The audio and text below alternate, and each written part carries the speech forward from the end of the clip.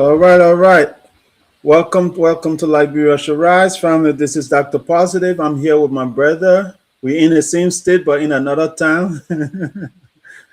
Sabalosia, how are you, brother?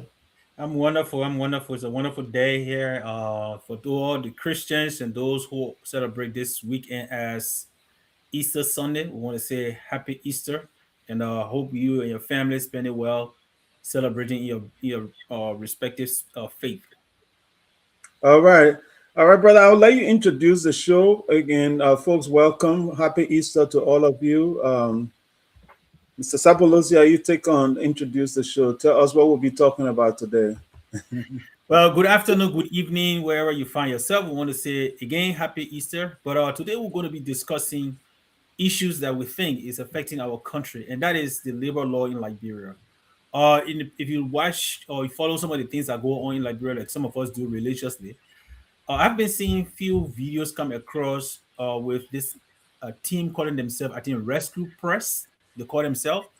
They've been going from stores to stores. I saw them in Kakata, I saw them around Monrovia, Pinsville, and other places. Kind of questioning the labor practices that are happening at various foreign stores or businesses. And they think that they are finding that Liberians are being ill treated at these various places, and Liberians that are supposed to be employed at these various places at some occupation, for example, like a business manager or a store board that is standing behind a counter or cashier and stuff like that, are being given to foreigners. Now, we want to look at the Liberian labor law. What does it state? I mean, if you all look back, according to the labor law of Liberia, I think it was in 1975 that it was established. And then in 1998, Charles Taylor added the liberalization policy. And then 1998, then 2015, Ellen Johnson added the Decent Work Act. But all of these different nomenclature that are being added have not changed anything, right? And under the labor law or the liberalization act, there are 26 businesses or like sectors that are dedicated solely or exclusively to Liberians. But most of these we see foreigners are the one performing this duty in Liberia.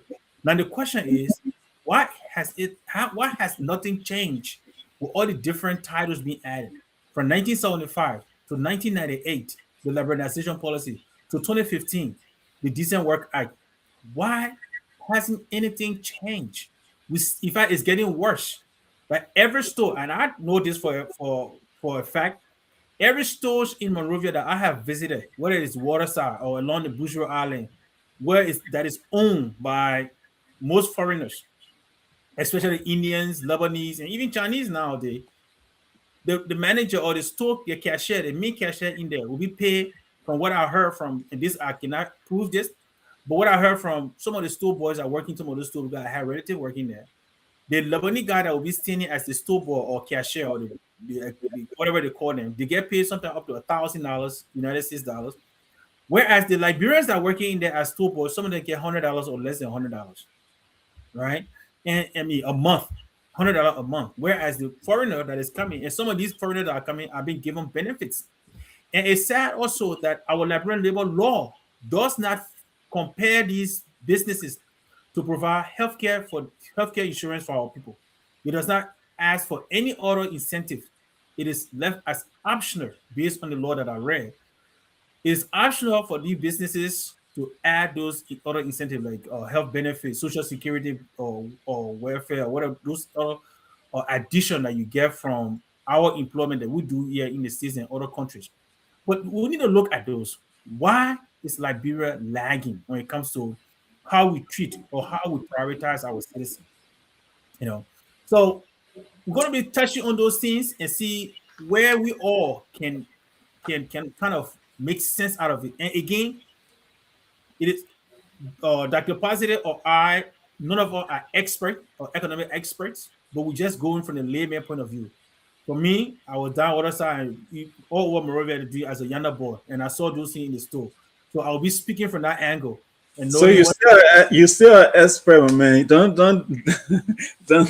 Yeah, you're still an expert. So with our how you call it minor expert experience, I would say these are things that should be discussed honestly, because um, our people. The question here is, our people, do they have someone to run to if they are being maltreated? Like in America, every office you go to, they have this labor thing posted on the wall that says employee right, that says if something happened to you, you can report this here, right? So my question to our Liberian labor ministry will be: are you doing the same for our fellow Liberians? Do we have a hotline that people can call if somebody is being abused? Because the thing is, Sabalusia, job is so hard to come around in Liberia that I believe that so many people are being abused and they just keep quiet because they don't have nowhere to run or nowhere else to go, and nobody will come to their aid. So if I'm working for, let's say, this person store, and I go and tell the government, hey, this person doesn't pay me on time. For the last 6 months, I haven't gotten my pay. He only paid my way to go home and things like that. And then all of a sudden, this guy he lose his job, right? Who can fight for him? Are even lawyers willing to help? Over here they have pro bono lawyers that will fight for you to fight cases like that. In Liberia, I don't even know if you even better get a seat with a lawyer if you don't have money. You understand? So the government need to step in. All we are asking here is the government need to step in and say, hey, we have the labor police that you can report a case to, and we'll send our undercover shoppers, the secret shoppers there, to check to see if this person is really, if this company is really doing what they say, what this person reported. If it is happening, then that company need to pay some huge fine and pay penalties for the paying that the cost that person, or even pay back wages if they haven't been paying that person, and make sure the person keep their job. But this is the thing, Sapolosia, from some of the videos that I saw online, which I couldn't get, I wanted to have them to share the way these guys talk to our people, right? The way they talk to our people like they are nothing. Mhm. If a government officer or police officer or the government, for example, say, hey, John Brown, you doing this, you have to pay this fine, and that person pay that fine, do you think the place of work for that person that reported will be a safe place for that person to work anymore? So, Dr. Paulson, let's look at it from before we answer that question, but let's look at what happened too, right? In order, and there's this saying we always say it. They say the man who lives in a glass house should not throw stone. Mm-hmm. In order for first, and we got to be bold and we got to be direct about these things. In order for the government, in my opinion, to hold these private entities or these foreign entities responsible, the government itself should be responsible, right? I hear you. I hear you. Yeah. Right? Because here we are, and this one, if nobody knows it, go in the street of Monrovia and see your police officers in the street. They are not well taken care of. So the policeman who stands in the street and directs traffic and would battle crimes and whatever, petty crimes and whatever crime, major crimes, they are not well taken care of by the government themselves. And that's a in my opinion, just from that outset, that's a bad labor practice done by the government itself. So the government itself, and that's why I say in my intro that the government should be privatizing its people. Because if you're not privatizing a citizen, the foreigner that is coming will not privatize them. And at the end of the day, money becomes the controlling factor where they go and put money in somebody's hand and they take it and they don't seek the need of their people. No, we have to take the liberalization policy serious. We have to take patriotism a serious thing, not just something that we talk about. Being a nationalist should be a priority of Liberia, especially coming out of war. People pay the price for these things. So, in order for these people, these foreign companies to take us serious, why it is true, and I admire those guys who are taking their cameras to the various stores, the Lebanese guys, and identifying these things. That is great. But I want them also to take the same time to go to the various schools and interview these teachers, the classroom teachers. What's the benefit they're getting from their own government? Let them go to the hospital, the nurses, PB, JFK, and other places. What are they getting from there? Because the labor practices is not only the foreigner that are coming in, but the reason, in my opinion, the foreigners are doing it is because they see the government themselves doing it. From what we know, and I could be wrong. I'm not, like I said, I'm not an expert, the economic expert here, but government employ most of the citizens in Liberia at this time. Most of the employment is done through government. If I'm not mistaken, I could be wrong. Maybe 60, at least 60 to 70% of those that can say are permanently employed, maybe done by government. So if your government are in position or is in position to employ your people, and you're not practicing what you preach, it's going to be difficult for you to hold the other person accountable. And the bold thing about these guys is some of them will tell you, "Hey, I'm going to call the 102, which is I think the second main command at the police. I mean, at the police headquarters also. They're quick to say that. They're quick to tell these people, "I'm going to call your boss and something like that," because they know that at the end of the day, it is not the Liberian that matter. It is the boss pocket that matter. So the government needs to. And that's the thing. Civil society, opposition, political parties, religious leaders. These are your roles in society. The fourth estate, the media institutions, some of them. These are your roles in society. But they're not doing it. Why? Because everybody just think about themselves. But if you look at what's going on in Liberia, it's bad. We got people who are working in positions that Liberian qualified Liberians can be working in. Let us look at water side. Most of the Indian or Lebanese guys are coming to work as cashier or accountant in those places. Go to LU. LU put out accountants every year. Now they got UMU that doing the same thing. We got the AMEU that doing the same thing. Cottington doing the same thing. So you can't tell me that you don't have qualified Liberians to serve as an accountant in a business in a store. That you have to bring somebody from Liberia to, I mean, from Lebanon, India, Turkey, or wherever you're coming from to bring them to work in there. Yeah. And this is something that we need to talk about. This is something that we need to address. This is something that should be a talking point by the lawmakers themselves. Unfortunately, everybody just sticking their pockets. All right, Mr. Sapolosia, great point, right? Great point. And I think this is why you said we have to have a serious government. We have to have a government that understand the role of its work is bigger than just uh, making speeches and things, right? Because um, we have the labor Ministry of Labor, right? We have the Ministry of Labor. Uh, the question here is, does the Ministry of Labor have anything in their um, documentation that says um, if Liberians are hampered at work, if Liberians are abused at work, this is the number that it needs to call, because that's the first place. Something needs to be reported, right? If you cannot report in statistics, I think they say you cannot measure what you cannot count, right? Yeah. You cannot measure what you cannot count. Even the U.S. Consumer Bureau, I think the Consumer Protection Agency, right? Mhm. If you send only one call, they're not going to respond to it. They're not going to contact that company, right? But they receive multiple calls from the same company then before they start taking action. You understand? So we not, and I will first pause here to say I want to admonish all the businesses that came into Liberia, international companies that came into Liberia, right? We want to thank you for coming to Liberia. You could have chosen any other country, but you chose Liberia.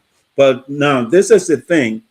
Even though, in as much as we appreciate you being in Liberia, you have to be more than just making money for yourself. You have to do things to help our people, right? But then coming back to you, Sapolosia, what you said in reference to the government is, if you cannot track something, how do you know how many people are being abused? All right, so let's just say the guys that did the reporting, right? Is if it's one store they reported on and that one person is the only person being impacted, now can we just go and say all Lebanese people are abusing their employees? No, right? But until we have a means of tracking this thing to say, all right, in the month of January, we had 20% person reported that this store was abusing their employees, and the employees themselves reported it, right? And we saw besides the employee reporting it, the general public also reported the activity, right? So once the hotline is made public, that everybody who sees somebody being abused, it's not just a person that is being abused. Because many times, as we saw one time in Red Light, this a person was killed right in Red Light, right? People are beating that person until they beat the person to death, and nobody stopped that person. But if we had a hotline that said, all right, if you see some crime, report it. I know you They got report it in, 911 like girl. yeah, they got 911 in Liberia, but it's not functioning in the way it's supposed to function, right? Because for a citizen to be beat on the street, and that person be beat, get beaten until they are killed, that's a sad thing. But what not to get away from my subject, what I was saying is, let's say we got one store out of the 1 million, 1,000 stores we have in Liberia, right? And you have the general public and the employees of that entity continuously reporting every month, oh, this person is being abused so bad, nobody should be treated this way, right? You may find maybe 10 people will go to the store, but out of that 10, maybe 2 or 3 will report, right?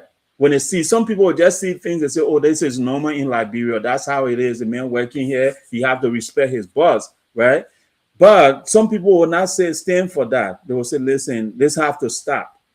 You understand? So those people that will stand up for their fellow Liberians and report that case somewhere, then we have this entity that is keeping track of this reporting. Once it reaches a certain threshold, right? If we set it to maybe 10, 15, when we get 15 calls in from this place that says this entity is abusing somebody, we need to send our investigator undercover, right? We send them and watch few times, and once we catch the eye, that person get brought to justice immediately. You understand? And the person will already be blacklisted or blue listed, you can say. Once they get on that list, it's something that our entity have to keep track of. Now, but who do that work? Is it the national police? Is it the labor ministry? You understand, Sapolosa? Who do that work? Who take on the charge to do this work such that when government change, this doesn't stop?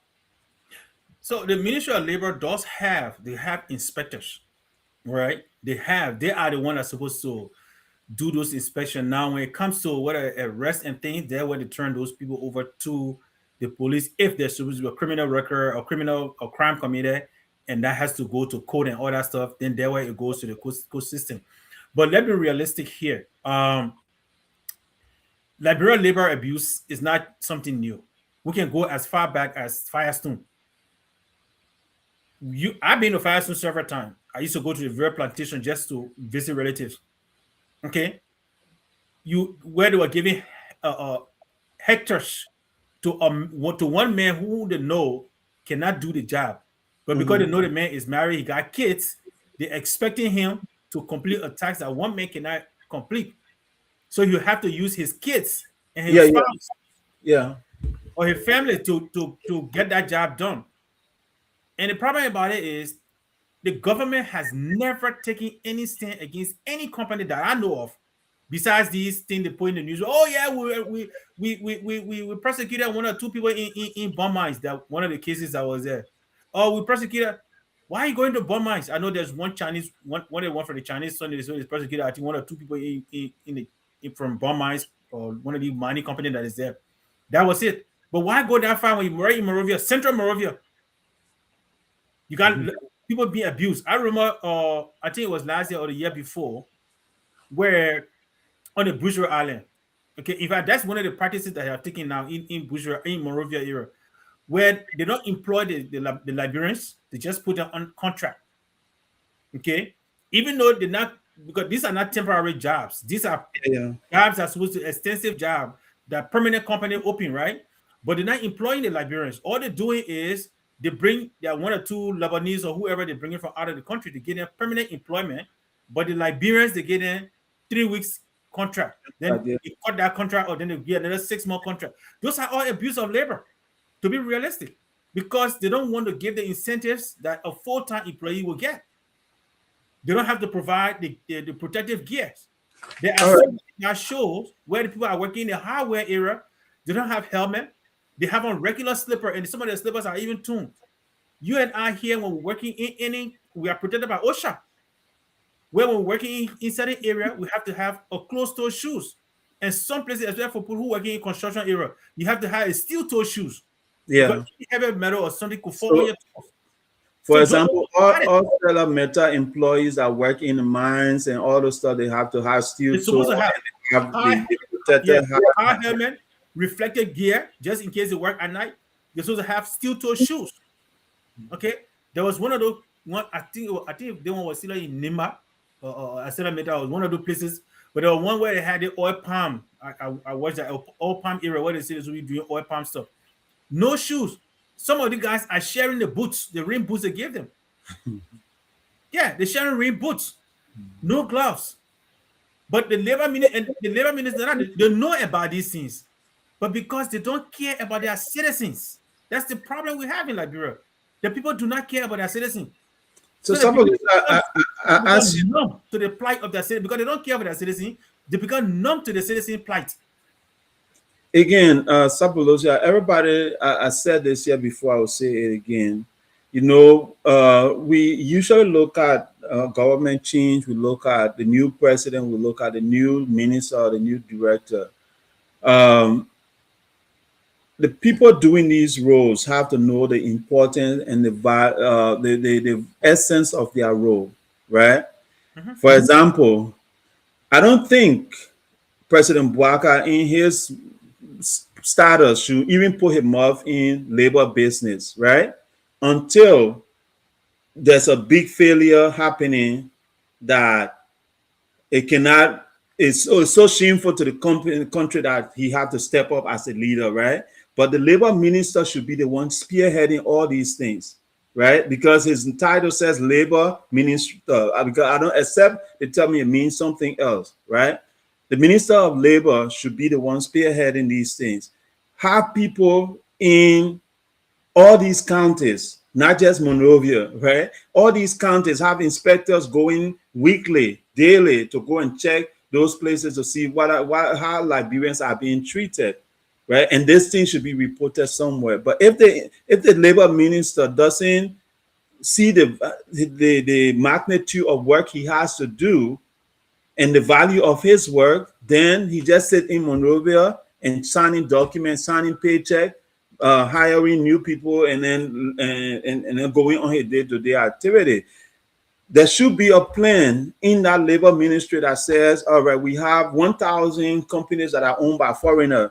The first thing we want to know is how many Liberians are working there. Then the question our brother River says Pro is asking here, in America, we have minimum wage. We have minimum wage in America here. Do they have minimum wage in Liberia? How much is an employee supposed to be paid?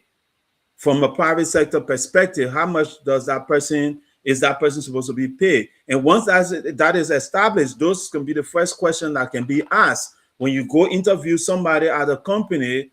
Let's see your paycheck. How much did you make this month? If it's less than the minimum wage, that company should be fined and ask them to pay back payment to that employee. But back to what we said earlier is, if the government doesn't have protection for its citizens and that person report that, oh, this company is not paying me, and the fact that that person is even a contractor, this company can immediately fire them and hire another contractor. We don't owe you anything since you are not our full-time employee. You understand? So River says Pro, these are things that, again,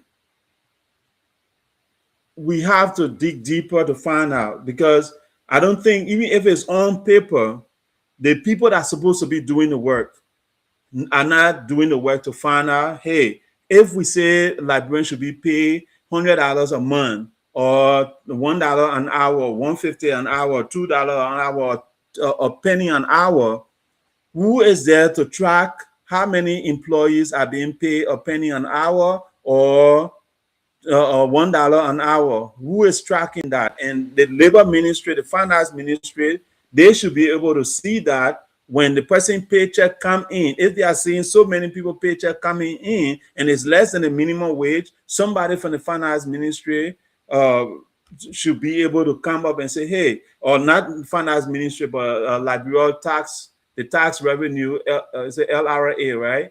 The tax revenue authority. They should be able to see that because they are collecting taxes from employees' paycheck already. So if you're seeing that people paycheck is coming in and it's less than the minimum wage, before you collect tax, you should be calling our company and say, hey, we have a minimum wage at $1 an hour. Why are you paying these people 10 cents an hour? Why are you paying these people 20 cents an hour? Right? Before you take your taxes. But if the revenue authority is just collecting tax and not asking these questions, then people will continue to be abused. You understand? So if you just look at it, the labor ministry have to play its part, the Liberian Revenue Authority have to play its part, and then the central government have to play its part. But if everybody just sitting there in their own little corner minding their business, then who take charge of this? So you see, Dr. Positive, let me tell you this. It's not again, what a President Buckeye wants to say he doesn't know about it, or all the former president can say they don't want to know about it. I don't want to believe so. Because I remember during Charles Taylor's time, that's the time we were in high school, we're actively listening to what was going on. And we know that 1998, that was brought up about the liberalization policy in 1998. Okay. Who was one of the big advocates for the abuse, the labor abuse in Firestone and other areas? Samuel Kofi Woods. He used to be one of the big advocates. But guess what? He became labor minister under Ellen Johnson. What did he do? Nothing. So it's not that they don't know about it. To be frank, because I used to follow this guy back in the day where I think you're working either Radio Verita, one of those, I think the Cali radio station, and a few other United Nations radio stations as well. Because I follow Samuel Kofi Woods back in the days when he used to blast on this very media about the labor abuses in Firestone and other places, only for him to become labor minister in 2006, and he did nothing to address it. And it's the same thing. What a President Buckeye would now say he doesn't know about it, then it's one thing. Because if he gets here, he doesn't know that the mild labor practice in Liberia, when he was LPMC managing director or when he was vice president, then I don't know what it is. No, but Sapolosia, what I'm saying, you're not I'm understanding my coming to your point. point. I'm coming to your point. I'm not. Mm. I'm not saying at this time he should be dealing with it. That's not what I'm saying. But as a president, every person you appoint in office supposed to report to your office. So if these have been sticking points in Liberian history, because that is why you're making these laws. Mm-hmm. Okay, so they made a law 1998. They made the labor law of Liberia for liberalization policy or whatever. 1975, Charles Taylor 1998 created the liberalization policy to boost that up. Ellen Johnson Sirleaf, President Buckeye was vice president to her, created the Work Decent Act or the Decent Work Act. So it is not in a vacuum. So that means he knows something about bad labor practices that's going on in Liberia. Because under the liberalization, I mean the Decent Work Act is where they introduced, I think $60 or $65, no, $6 an hour for work for skilled labor, and I think $4 an hour for unskilled labor. It's under those laws. So you can't tell me as the president, you know that these things have been happening all along when you're in the lower ranking of government. And then when you get to the above, then you forget about that. Like I just gave you a simple example. Samuel Kofi Woods was one of the main advocates. When he became labor minister, there was series of abuse at Firestone that was put out there. He did nothing about it. He went there, got his own money, and came and sat down. So the first thing is we got to prioritize our people. That's the reality. So you kind of agree with Emmanuel Flomo here. Emmanuel Flomo said the director and the inspector for labor ministry are all corrupt. So Well, you and kind this is a person who is working in Liberia. But no, and I don't want to just limit it to the executive. The lawmakers, again, the representatives, they are all part of this. Because each of these people who are working in these zero companies and stores, they are living in their districts. What are they doing for their people? So look, it is not. I'm not just pointing at one group of people, but everybody is responsible. That's why I name the religious group that in Liberia that can only talk about certain things. Okay, when you're affecting government officials, that's the only time, or when you're affecting the government, that's the only time they can come out to preach the Bible or how holy the country should be, or should be fasting and praying. They are some of the enabler of the country, the religious leaders, the civil society, where our traditional leaders who become chiefs, but now they're asking for cell phone and they're asking for cars. What's happened to your tradition, right? What happened to community leaders? Everybody needs to get out of this political fantasy they live in, where when the Unity Party is government and I'm part of Unity Party, then everything else is secondary. No, we should take care of our people. Let us stop forget becoming sycophant or whatever you want to call them. So Sapolosa again, we try to provide solution on this platform, right? How can we fix this? That's coming back to everything that everybody we need, right? Pulling names here, there, and things like how can we fix it? Who should be responsible for this, right? Because this is something that, like I said, I wouldn't ask President Bouaka to take charge of. I mean, he can have a speech and talk about this, but that's not his responsibility as a president, right? He appoints people. So how can we hold the people that own who have positions? How can we hold them responsible to really pursue the work that they were hired for? Because the Minister of Labor, the Justice Ministry, all these people should be partnering, the police or whoever is responsible. All these people that are responsible for enforcing law, they should be partnering together. The labor minister should be going to the Ministry of Labor, or not Ministry of Labor, Ministry of how you call it, the Justice Ministry, and say, hey, we have this problem. Or going to the representative and say, we have this problem. But who take charge? Who become the champion of this issue? Other than the kids that are taking their cameras, right, and putting their life in danger, because those guys can hurt them anytime. They can pay anybody to beat them up, right? And these kids are putting their life in danger, going to these different stores and say, hey, they are reporting Liberian labor issues. Should it be those kids, or should it be the labor minister, or should it be the justice minister? Should it be the police? Anybody, we need somebody to hold this role and take charge. Who can be our champion? Okay. Sapolosia, help me. No, I can help you. I mean, I have a solution for you. Steve, let us not forget. The last time I checked, the Ministry of State for Presidential Affairs takes about $21 million home as their annual budget. There where that's the president's office. Mm. So in that ministry, I am sure there are people who should be receiving report from the various ministry and agencies that will take those to the president's desk to look at issues that are happening in the country. Okay? So you ask who can solve it? That's one. The State for Presidential Affairs, that's their duty to report to the president, to collect all the information. Two, the lawmakers in the districts. Those are their constituents. They work to those places and they hear about them. They know of these things. The lawmakers are now calling the labor ministry and say, hey, Mr. Minister, this is what my constituents say. They're not doing it. Why? Because everybody is happy receiving $200,000 to go to the border and dance. Everybody, these are serious issues. We got issues, burning issues affecting the country. But you got a bunch of people sitting in Capitol building and just taking money and wasting it. Why? The typical Liberians are suffering. Those people are the one responsible. The justice ministry can come, but in order for the justice ministry to act, somebody got to hold them accountable.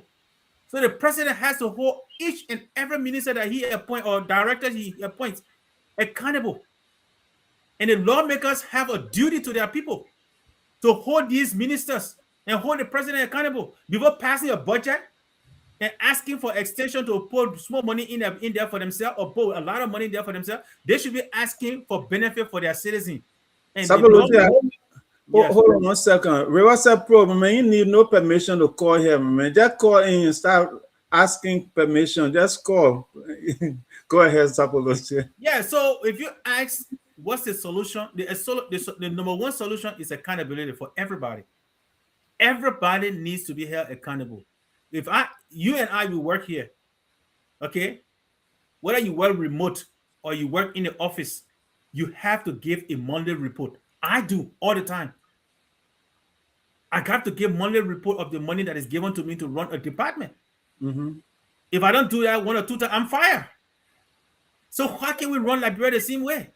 And most of these people who we're talking about, some of them have come in America, some of them have lived in America, they have lived in other Western countries, and they have seen these practices.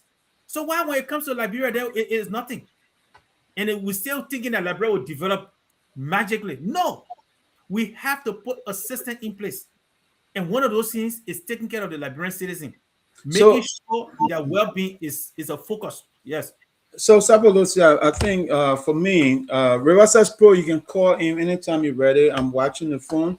Once you call in, we'll answer your call. But I think just to kind of help the government, maybe the government don't know what to do, right? So let's come up with a series of things we can advise our government on doing, right? Right now, Ellen Johnson was able to make it possible that even those on pension get direct deposit, right?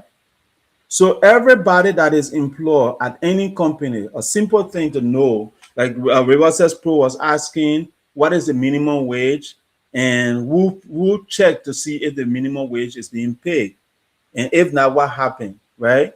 So just talking here, I just came up with a plan to help our government. One, everybody that is being hired by a company must first have a bank account, right? And there should be like a free checking account in they should make it possible so that encourage the common people to have checking account, because most of the banks charge $5, $10, and me who doing my little who won't work, I'm not gonna do that. So I think everybody got to get on board here, right? So the government should say every employee should have a bank account. Once every employee have a bank account, every company have to pay their employees direct deposit. In that way, no company can say, hold on, let me pick up Riverside Pro call. Hello? All right, hold on, let me put you on. But you hold on, let me finish my thought first, okay? Hold on 1 second. Okay. Yeah, so what I was saying is that once the government ensure that everybody that get hired have direct deposit, the LRA can now check to see, all right, if company A is paying John Brown and company A pay John Brown $25 a month, that $25 a month is less than the minimum wage in Liberia. Once that person is put on that LRA roster as an employee, that person is entitled to at least $75 a month. Let's just do $75 or 150. Let's say 150 as a minimum wage. If that person doesn't receive the 150, the company have to state why did this person not receiving this 150.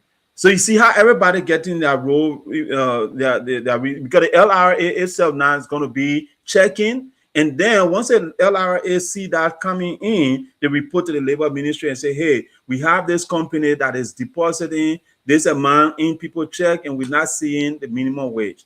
You need to send your inspectors to take action, right? Call those employees and start taking immediate action. So without even doing plenty of things, just these three actions, the government can fix, at least start fixing this problem. Let me take Riverside Pro call, then I can let you respond. Riverside Pro, go ahead. Yeah, guys. How you doing, man? We're doing good. We're doing good. Yeah, thank you very much for the show, man. This is very important for our society, But guys, I think I'm sorry to say, but I think a lot of these things are unrealistic in our society, though. I beg to differ, man. Me who believe that Liberia will Yeah. rise someday. I beg to disagree with Riverside Pro, but go ahead. Yeah, because Steve, that Sap is when I came back before I start doing what I'm doing now, my social work thing. I work in cereal warehouses. I remember I got hired to this place. I was there for 2 years. I got hurt. Popped my finger, and they took me to the hospital, sent me to Fredo Hospital. The finger, guys, I'm telling you, just a little finger. When the hospital built me, I couldn't believe it. 5,000. Those people paid that money. They were afraid. They took picture of my finger because the fall was from one of the machine malfunctioning. They asked me what happened. I didn't even find no case anything. And I'm telling you that. Imagine, guys, when I'm in Liberia, you think I'm going to let them pay that 5,000 to somebody? I would take out my finger and tie it, put alcohol, put whatsoever on it, and that $5,000. I couldn't believe it. Just a little cut. But it just tell you how much these people emphasize on it and how much precaution, how much safety these people need at job. At that job we have, safety was a priority over there. So, and as I commented, what I had an oil spill at one of those jobs, and they did nothing about it. One of those guys, our black American guys, 5 other people they call OSHA, they were panicking. They panicked. OSHA came there and warned them. They were wondering who said it. They looking at me. Maybe it wasn't me. So yeah, because people, somebody just got fed up because somebody could have slipped and fall. When somebody slipped and fall, they could sue them. Yeah. But they decided to say, we don't want. But in Liberia, guys, what I'm saying is not realistic. Those guys you're talking about, those attorney guys, like what's your name, or Tiawo Bongo, you were one of the poor man lawyers. When you file in claims for those people, like I saw this one lady, I think it was Metal Steel, one of those places. The lady got hurt, guys. They sent her home. They called it negligent, even though when you look at the whole situation, it was not her fault. They tell the woman why you were not careful. So, these people work on an unsafe environment. But if you try to fight a case, they lose their jobs, guys. If they lose their job, they don't have no more jobs. That's why some of those guys, they just, some people don't report cases, those bad practices, labor practices. People don't report it. Even the money, the wages we're talking about. You not people to them, they will say, oh, you ain't telling God, some of your friends ain't working. And Steve and Seth, you need a job. So that's why I say these things, yeah, we got option. I can leave a job anytime I know that I'm qualified. I walk away from this job, I can get another job in less than 2 weeks. I put in my resume, on any site. But the people over there, they don't have the option, guys. So even if those malpractices are against, against them, they just don't have the choice. So that's what I'm saying. Those things are not these things that we experience in the Western world, they're not applicable over there. Because if you decide to apply it, guys, how about people will lose their job over there? You tell it on the company, oh, you go lawyer more on the people, they sack you. And who would, so that's right, guys. No, I get your frustration, Riverside Pro, but we cannot just sit down and say it's unrealistic, so we cannot talk about it, right? So I think at some point, if the people in this position, every lawmaker, every representative, were put in this position to say, I'm going to fight for my people. What is this fight? What fight are you willing to fight? How many lawmakers or how many representatives have even taken this thing to the floor to discuss it? Like these video populate online the same way you and I on Facebook every night. These guys are on Facebook every night watching the new G's in Liberia. So they see these things. When these kids post it, it comes to their feed. They see it. So how many of them are willing to stand for their people? I think that's where the question lies. Like, who is going to take the stand? Who is going to be the hero for the Liberian people? Sapolosi, I'll let you chime in then. Yeah, so I don't see, we're not blaming the employees. We're not saying all of our discussion have been towards the lawmakers, as well, at least mine, towards the lawmakers and the government officials. Let's be realistic. We have government officials, especially from, I think, if I'm not mistaken, from around assistant minister and assistant director and up or above. Most of them travel out of the country for treatment. Most of them. Mm-hmm. The money is not coming from somewhere else. The money is coming from government. So if the money is coming from government to send them to all these different expensive places, why can't we redirect that money to the Justice Ministry to fight the Liberian people case so that the private entity can pay? That's what I'm saying. It's accountability. So if the laws are there, if the government itself is holding itself responsible, it will be all the whole companies responsible. But the government itself is not doing it. That's my point. The government cannot provide for it. Classroom teachers. walk up and down the streets, and they get most of them, they're getting $125 US a month. They don't have transportation, they don't have cell phone or allocation, they don't have rent payment, they don't have any allowances besides what they do. And if you look at the labor law, that's what the labor law states. So the labor law is not intended for the Liberian citizens. That's what I'm saying.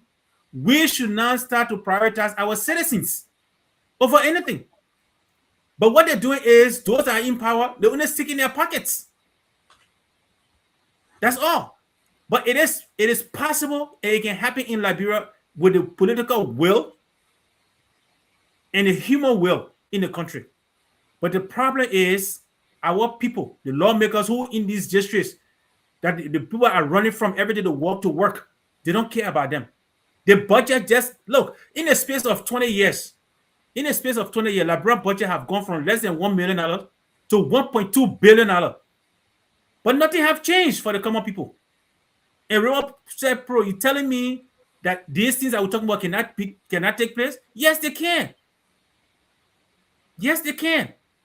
200,000 I was just spent 2 days ago, but for the lawmakers, for at least I think 5 people to go to the border. Do you 200,000. $200,000 US can do for a school building in Monrovia? But it's because they don't care about the citizens. What they care about when the time comes, they will run to them. And I don't blame them sometimes. I blame the people and put them in. So hold on, though, Sapolosia. Anyway, I think that's another show for another day. Let me let Riverset Pro come in to got 200,000 to go to a border. Anyway, Riverset Pro, go ahead. Yeah, so I got your point though, but guys, look at the high employment rate. I think those are factors. So I hope one day will come. Oh, I mean, there's a great topic we can have an expression, so we can really go into the issues that are leading to a lot of those. You're looking at the high unemployment in the country. That's one of the issues that one of the places that I'm coming from. When you got higher unemployment and other things, guys, I think people just accept the situation that they are in, because they say, well, at least I got a job. Like some police say they will pay the foreigner more money than the Liberian guy. It's understandable, guys. Some police say you're right. When I live in Ivory Coast, I live in Danone, Ivory Coast. Most of those stores you see over there, they were Ivorian. Most of the stores that are Mauritanian owned. Most of the people I saw that were Mauritanian. I didn't see a lot of hello? Yeah, we're hearing you. Go ahead. Yeah. I didn't see a lot of Lebanese in there. It was mostly Mauritanian. But most of the Mauritanian stores, it was mandatory. The people that worked there were all Ivorian. I never saw any Chinese or any other national that were outside of Ivory Coast or nationality that worked there. Their system was unique. Imagine, Danone was the far from Abidjan, but they had a system that all those store boys, they were all Ivorian. All those areas, all those Mauritanian people and some of those other Arabs people, they had people. So, you see, that was it. So, even back in the days, guys, we had a problem. I don't know, maybe you guys, I'm kind of like a little bit older. But Seti brother, I remember something happened at Seti brother. We all remember that time. We all remember that, brother. Yeah. Talk about yourself. Don't talk about me. I know. Rest of the story. Yeah, one of those guys got mad. He cut a Lebanese man. I think they cut the Lebanese man. The guy just got angry. He was mad because the way he was being treated, the discrimination, and nothing was being done about it. He got mad. He took the collars because it was one of those high west stores. They sell collars and other things. Those normal things. The military people cut the man. Imagine. That's how frustrated the people got at that time. So those things are still happening, guys. Those people, they are frustrated because they don't have option. When they leave that particular store, the kids got to go to school. So they would just sit there and just absorb everything like sponge absorbing water. They said, let me just take it in. Because at the end of the day, our labor laws are so weak. I mean, Ministry of Labor, like you guys were saying. So I think Steve said something over there finally. The people, the government functionary over there is not even right. I remember when Joseph Walker made that thing during his speech when he said what was that 70,000 jobs. Guys, in America, the Labor Department gave labor statistics. When someone else started asking, guess who are coming on? Mo Ali. Every information, they all costing do. And, I told one of the lady on my post, I said, you live here in America. They said Mo Ali job. Mo Ali is the pipe bomb water. I said, when in America you ever heard of somebody that's responsible for the fire department or the purple come and speak on labor issues? That's not his place. But everybody trying to defend everybody when Joseph Walker made that statement. We came against it. We don't know. You don't have 7,000 jobs. Mo Ali came on. You're telling people, oh, this job or this job. You're coming. I said, that's not his function. So, guys, I think, we don't have a system. And apparently the labor minister don't even know his own job, the labor statistics, how many people being hired, how many foreigners, how many Liberians are being hired.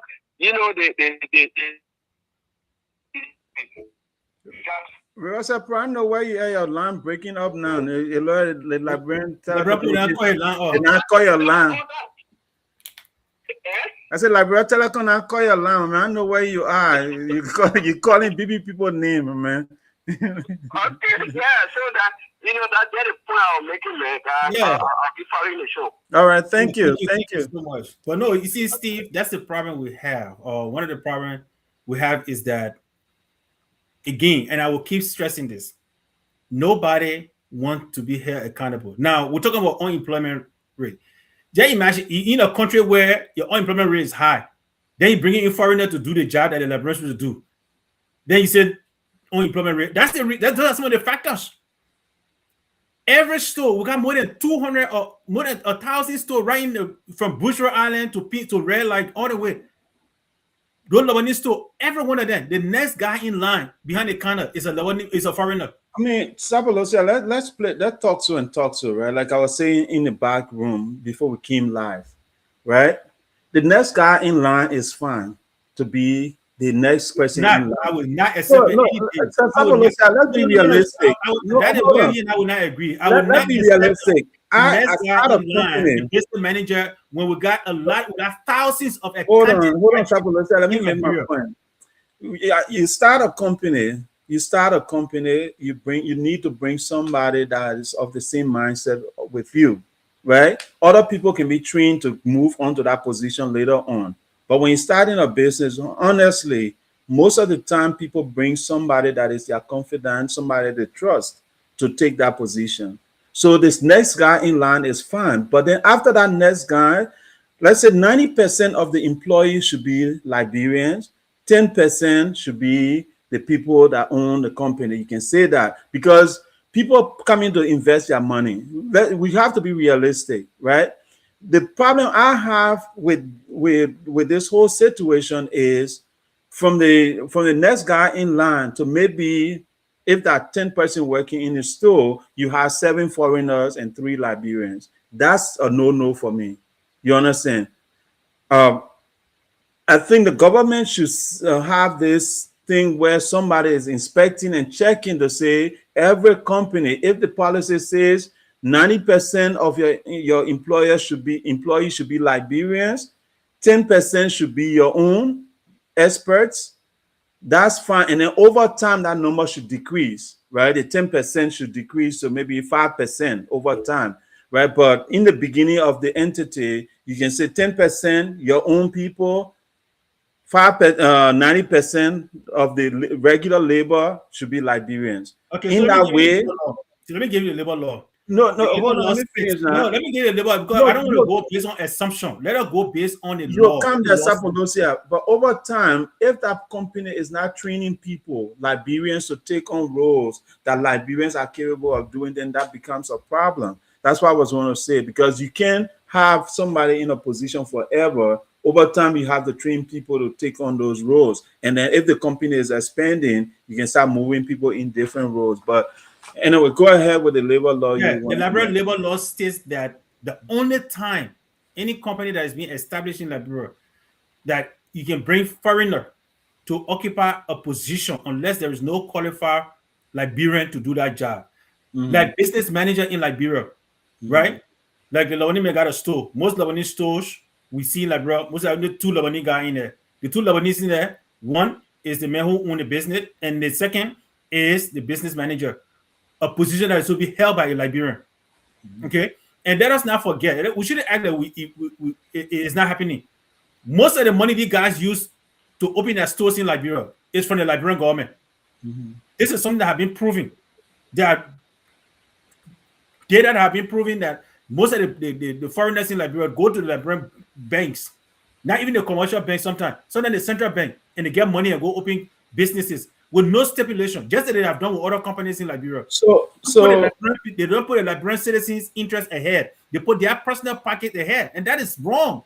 We shouldn't sit and try to minimize this thing because it shouldn't be.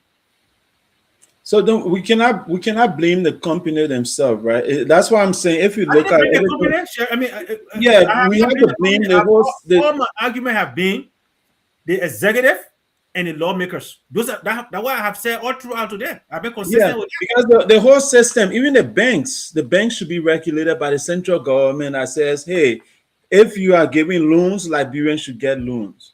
If Liberians are, and somebody posted something, it was in reference to something else. This girl says she went to Liberia as a doctor. She was the leader, she was the head. She was taking her junior along with her, right, to Liberia. And when she got there, every Liberian that came to talk to them went to talk to this white person who was her subordinate. You understand? This white person was her subordinate, but everybody went to talk to the subordinate and they started asking her, oh, thank you, Dr. This, for bringing our Liberian people to come and help our Liberian people. And they forgot the person that brought the person, right? And yeah. finally, when they talked to this lady, and this lady started pointing them to the person, and all the Liberians were shamed, right? Yeah. Because we don't value our own. We Mental have stability. to value our own. So even if the banks are doing the same thing, you and myself here, we go to the bank for loan. I mean, it already happened to us in America here, right? But when we go to our own country, for loans, or even our own countrymen go to our own banks, if they are not seeing us as valuable with our business plan and everything, and they still don't give us loan, it's on our system to blame. So again, Liberia is a big puzzle to face, Sapolosia. Liberia is a big puzzle to face. That's why I'm saying everybody need to step up and do 100% of their work. So the central bank money leader, like the Fed in Liberia, should be pushing to make sure that Liberians are taken care of at every banks. The interest rate they charge at banks in Liberia is 24 to 30%. Sabolosia, 24 to 30%. So most people don't want to go to the bank to borrow money. You understand? Who controls that? You understand? So we can go in so many directions. But again, if Liberians, like even if the government were to ask the question of all the loans that were given out in Liberia this year or 2025, how many went to Liberian businesses? You will find bank managers scratching their heads. You understand? So if that is happening, a bank should be fined a huge sum of money so that they can turn around and start loaning money to Liberians.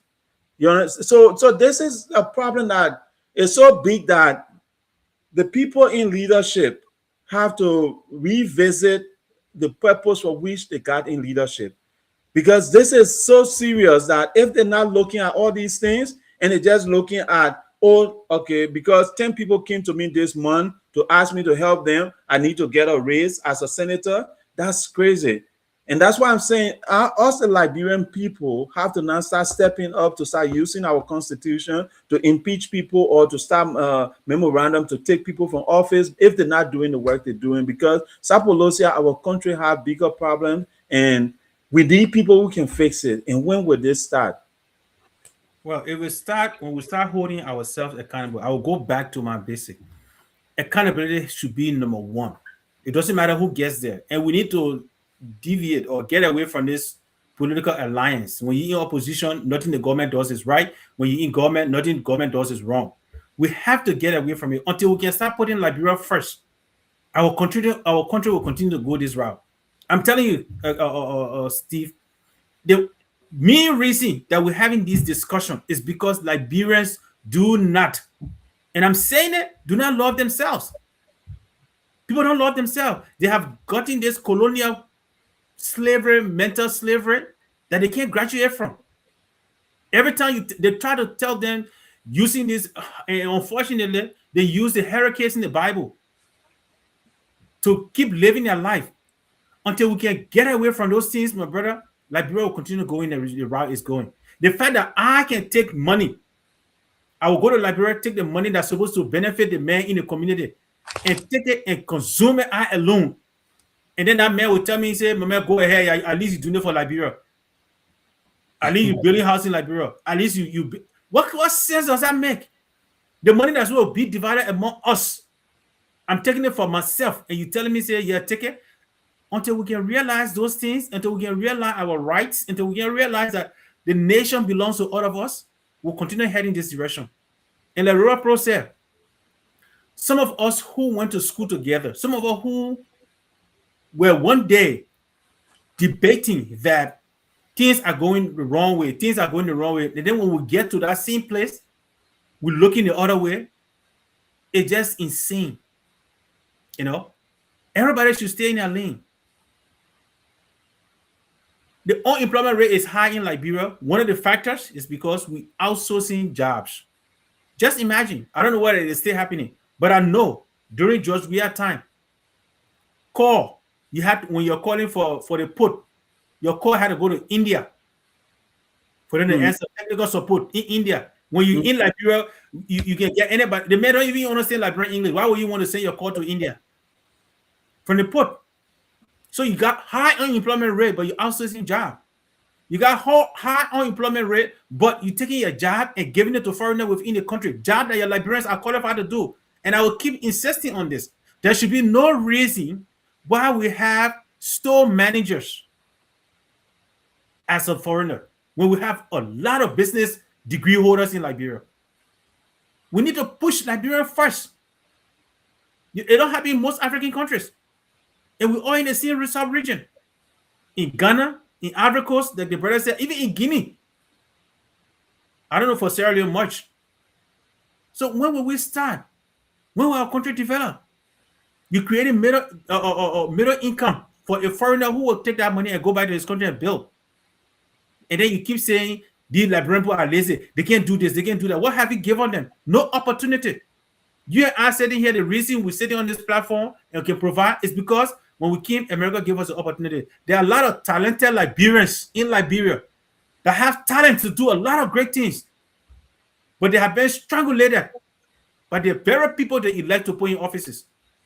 That is wrong. It's wrong.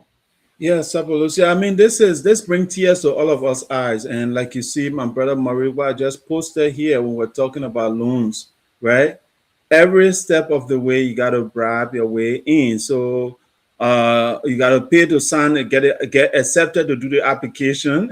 You gotta pay to get accepted to do the application. You gotta pay to complete the application. You gotta pay to get the loan approved. And then when the loan get approved for the money to get disbursed to you, you got to pay for them to disburse the money to you. Then when the money get disbursed, then the interest you have to pay become wahala. So the common people cannot get loan in Liberia that easy. So the Lebanese man can pay the little bribe he can pay to get his way in there. That's how come the Seti brother and all the other big companies can get loans, and our common people cannot get loan. And I mean, Sapolosia, we cannot stop. You know, if anything was encouraging you or discouraging you to say you want to stop the little work we do here on Sundays, I would say let's not stop. You know, maybe through our discussion, somebody will hear something and it will become a better Liberian. That is my hope. And to Rivers Pro, this is what gives me hope that someday, Liberians will make the right choice and will have the right people who really care for Liberia at every level. Because just through this discussion, as you can look on this one thing here, we have the law enforcers here who are the law enforcers who have to enforce the law, that if any company break that law, they have to enforce it. We have to have inspectors. So many people will get hired just from this one process, who will be checking on the companies that are giving job and are not doing the right thing. So many jobs will be created just to do inspection, to follow up on jobs that are created and how our people are being treated. So, Sapolosi, I'll let you say one thing, then I can close the show up because, again, this has been a great discussion. Thank you so much for always putting your passion in it so much. But sometimes I got to hold you small because you let it go too bad on our people. So, say something, then I will say my part to end the show.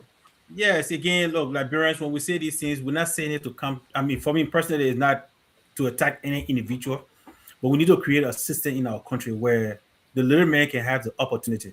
Liberians, one thing I see we like doing is celebrating the success of Liberians who other countries have given opportunity to become better. Then we'll clap, we'll cheer them up, and we say, oh, the Liberian man, the man represent the Liberian flag. But at the end of the day, Liberia has not really done anything for that man. And you guys get mad while Liberians who leave will go and devote their nationality to other countries. And why they didn't come? Why man didn't go play football for Liberia? Why he didn't go do that for Liberia? Because Liberia has not given him the opportunity. But you got talented Liberians right in the country. You're not giving them the opportunity to shine. You push them away because you want to grab everything by yourself because you're in government today, you're in position today. That is wrong. That is wrong. And let me say this. I don't see any leadership in Liberia. There is no leaders. All I see are a bunch of insecure managers in Liberia leading the country. Because a true leader create opportunities. A true leaders create leaders. Until we can start having leaders to run our country, we'll continue running down this rabbit hole where we can't find a solution.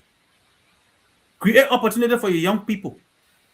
Every year, the University of Liberia, AMU, AMEU, or UMU, Cottington, and so forth, are graduating students. Those are talents. There are bright ones among them. But you suppress them, you strangulate them so that they can be successful because somebody wants to be in government for 50 years of their life.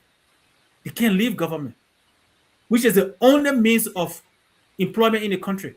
If we don't want to depend on government, when you get into power, create the avenue where the young people will have to go and venture outside in the private sector.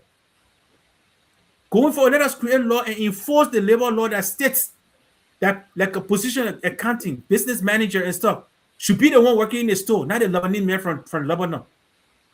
Let us create middle class income Liberians, young men who are bright and smart, young women who are bright and smart. Let them show their potential in the country and let them develop our country. Stop grabbing onto power and provide the necessity, the opportunity for your people to grow so that our country can develop. Liberians, with this, I will say thank you for your time. And I hope those in leadership, why the street may not be famous, why the street, our platform may not be the one that insult people, but we want to bring education and will remain giving education, not the flamboyant ones. We love our country. That is why we're doing it. And if Liberia shall rise, all of us need to work together. It is time for the religious group, traditional group, civil society, journalists, lawyers, doctors, everybody speak on the labor laws in Liberia so that we can have some of our people live from mattress or from the ground to mattress or to bed or to some other level of condition that can make their children to have a better future and say, look, I want to be a classroom teacher. Look, I want to be a nurse. If those incentives are not there to encourage those people, we're not going to get teachers. We're not going to get doctors. We're not going to get nurses. All we're going to be running after our politicians who will come and break down the country. Thank you so much and have a wonderful Easter Sunday.